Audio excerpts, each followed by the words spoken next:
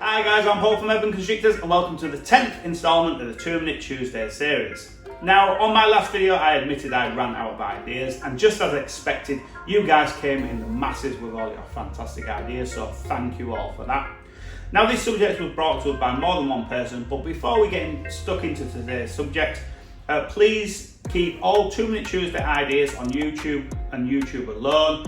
I will not take any ideas from Facebook, Instagram or text message, simply because on the morning I do my video, I scroll through my last 2 Minute Tuesday video, or maybe the one before that, read the comments, find the best comment that I feel I can tick the box on that day, and I run with that idea. I cannot be expected to go from YouTube to Facebook to Instagram to text message. It's too much time, too time consuming. So basically, this subject has been brought to us by Sean, Matt, Malcolm Crab, Angela Nicole, Mason R on how to get baby ball pythons to feed. Now, I do think I can add a little bit of value to this, but I do think some of my ways might surprise a few people, just because I don't believe in certain things. So for all of you that are pretty good at feeding ball pythons, it may still be worth hanging around just to hear my ideas, just like I'd probably hang around to hear yours. So let's not put 2 minutes on the clock and let's go! So immediately after all your baby ball pythons have had their first shed, it's then time to go and set them all up individually. Now, if you don't set them up individually, this is obviously your first point of change, because these are solitary snakes and they need to be kept solitary. So as a lot of you already know, and as you can see behind me, I choose to keep my snakes in a racking system. Not all my snakes, but my ball pythons in racking systems, and that's simply because of their way of life in Africa. So what a ball python does in Africa is it slithers down the hole of an African soft fur, it nails one or more of them, eats them, lives in that hole till it defecates, and it will move out of that into the next one. Now, in the time it moves out and leaves that hole alone, it's been recorded that African soft furs go back and repopulate that hole. So I would imagine each individual snake will have almost like a certain area it patrols from 1 week to the next, basically surviving on African soft furs. Now, the reason I use racking is because it's a little bit more similar to an African soft fur hole than a big vivarium. And this is why I believe for this species of snake, it works tremendously well. And it's not how I keep my green tree pythons, because I don't think green tree pythons need to be kept in racking systems. So on the morning of one of the feeding days, as my collection has grown, I separate feeding days over 2 to 3 days rather than just one, because feeding 200 snakes can be quite time consuming. So on the morning feeding days, I come up to Constrictors, I lay tissue out on the secret worktops, I go ahead and place all rodents on top, fans running, etc., scenting the whole room as these all of these rodents defrost. A bit like you sat in a restaurant waiting for your meal to come, you can smell everybody else's, the waiters and waitresses whisk by you with all that food, and it gets you salivating, gets you in the mood for eating. So point number 1 is set them up individually. Point number 2 is make sure your room is well scented. Now, I know this might be difficult for people that just keep 1 or 2 snakes in a more in a living room environment, but maybe just defrost the rodent right on top of the enclosure or right next to the enclosure, away from obviously family members and pets. So it just gives the snake time to smell the molecules in the air the rodents will give off, and basically create almost like a hunger and prepare them for a feeding response. So once they've all fully defrosted, after my evening meal, I come up to Constrictors and I start to feed my snakes. I always feed the adults first, because I typically find they have a better feeding response than fresh hatchlings, but not hatchlings that's had 5 or 6 meals. Them little guys are on it always. But I go ahead and feed all my snakes, giving even more time for scent to be distributed around the room, and then I go ahead and feed the babies. Now, on first feed hatchlings, I set a little bit more time aside to focus on them. And point number 3 really is, if you keep them in a vivarium or a large enclosure, you need to create tremendous amounts of basically boundaries and not boundaries, but like fake foliage and decoration and everything else. Decoration is for our eyes and our eyes only. But what decoration does is it makes them feel less exposed, a bit like If you drop a snake in the middle of a field, it's just off to find a very small, warm, and typically dark environment because it feels more safer and secure in that. This species of snake does not like to be out in the open, and that's why, again, I go to racking systems. So if you don't keep them in a racking system, don't keep them in a sparse vivarium with glass fronts, because it can create tremendous amounts of stress on the baby snakes, and adults for that matter. These are the most insecure animal I've ever worked with, and I've worked with a lot, because obviously I have an aquatic and reptile specialist shop. These are by far the most insecure species of animal stroke snake I've ever worked with. So this is why I favour racking systems. I just think it does these much better. Like green tree pythons, their feeding response is unreal. They never do not feed for me. They're fantastic. They're not so insecure. So I set the time aside for feeding baby ball pythons, and I basically take the defrosted rodent, dip its head in really warm, really hot water, not boiling water, but really, really hot water. I pat it dry because I don't want it to be wet. And I just basically shake the rodent and I grab it by the scruff of the neck, stroke, like back, so the rodent is coming forward. It's bad practice to dangle a rodent by its tail and feed. That's not how they would be met by their prey items in the wild. They don't dangle from trees like, come and get me. So that's bad practice, and I don't care what anybody says. People say, oh, well, I've been doing that for years. Yeah, it doesn't matter, it's bad practice.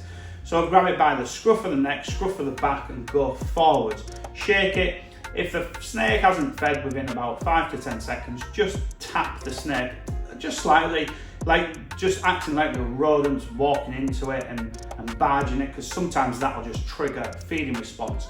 Now, if your snake's just going bang, bang, bang, and it's a defensive strike, sometimes it's better to close the rack or close the enclosure, move to another one and come back to that one, and let it have a little bit of time to change its way of thinking. But then go back to it with the same warmed up rodent, patted dry, and just try and create that feeding response. Now, if that doesn't work, then I will just leave that particular or all them snakes alone until next feeding day. Now, people after about 2 to 3 weeks are like, how do I get my snake to feed? I'm so incredibly stressed. They're all gonna die. They're all just gonna wither away and die. I've had a baby reach about 7, 8 weeks old and it wasn't knocking on death's door. Don't get me wrong, yes, they could die in that time, but trust me, this one wasn't knocking on death's door. I don't believe in braining. I don't believe in cutting rodents open, scenting, because I think you're fixing one problem but creating a second. If your snake relies on its rodent smelling a tuna, it's just creating a second problem. So what I choose to do is offer them a live prey item after about 4 failed attempts. Now, typically they'll just take it instantly. It's crazy just how they know that is just right. They're just on it. For people in the United Kingdom, people say, well, oh, it's illegal to feed live prey items. It actually is it supposedly is if the animal will take frozen fork. But if the animal won't, your first duty is to get that animal to feed and to stay alive, or you could then be done for animal cruelty. If you feed a baby ball python, a baby rodent, and it eats it and it wouldn't eat anything else, you will not be charged, to the best of my knowledge, disclaimer, to the best of my knowledge, for any sort of animal cruelty. But just don't publicise it. Just don't go whamming it on Facebook like all these videos. It's just bad practice. But your duty of care for each and every animal you own is to give them adequate living quarters, access to sunlight, fresh water, and obviously food. So if they won't eat anything else and you have to give them a live rodent, that is completely acceptable by York City Council standards anyway. Unfortunately for these snakes, so many people quickly advise to assist or force feed. In my experience, I honestly think that the snake isn't feeding because it thinks it's in an amazing enclosure with adequate humidity, adequate hot spots and cool spots, and then it just thinks, nah, I'm not going to eat just to be a burden on you. In 99 out of 100 cases, I would look at the husbandry and its setup. If your enclosure is spacious, obviously move into something small, but first and foremost, don't go leapfrogging from one style enclosure to another one, to a smaller one, to a bigger one, to one with height, to one with no height. All this is all interruption and disruption to the snake, which then basically sets it further back and sets you up to fail in feeding your snake. The real way to get these snakes feeding consistently, and trust me, I have no problems feeding my snakes. Maybe one or two out of every season are just pains, but that's just a numbers game. But I just make sure that when they go in the racking system, they've got quite deep substrate, in this case ReptiChip. I think that helps tremendously. A substrate creates more boundaries and lets them feel quite less exposed. I've opened enclosures and thought, oh my god, my snake's gone, and it's under the bedding. You just start to see parts of it and you're like, oh wow, it's actually buried itself. I just think it really helps them settle. Now if you use paper, that's absolutely fine, but don't expect a little ball python to be stuck in this big square box with just a flat sheet of paper, which is literally no boundaries, no obstructions to its sight, and a water bottle, and think it's just going to start smashing food. That's not to say they won't feed rapidly and readily on paper, because they will. I used to keep all my snakes on paper, but it just didn't work for me. The smell was just crazy.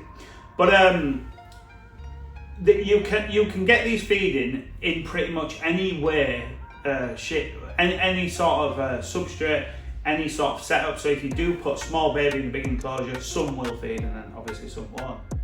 But people jump on braining, scenting, rubbing defrosted rodents into tuna, into quail, into things like that. But I honestly think you're creating a second problem to fix problem number one.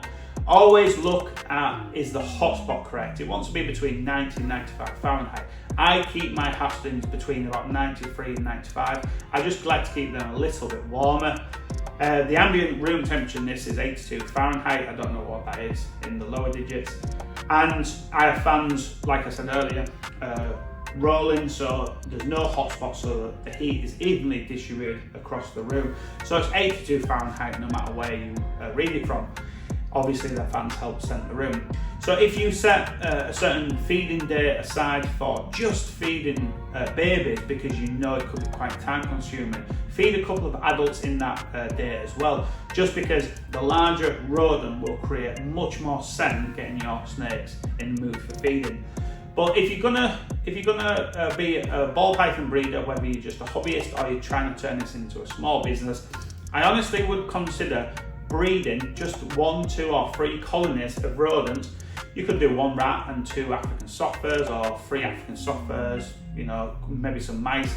I don't breed mice because I don't want my snakes to get a taste for mice and get stuck on them, because I've heard in a lot of cases that certain people only have mouse feeders because they just won't eat out else. So my snakes have access to African soft furs and rats, and that's it.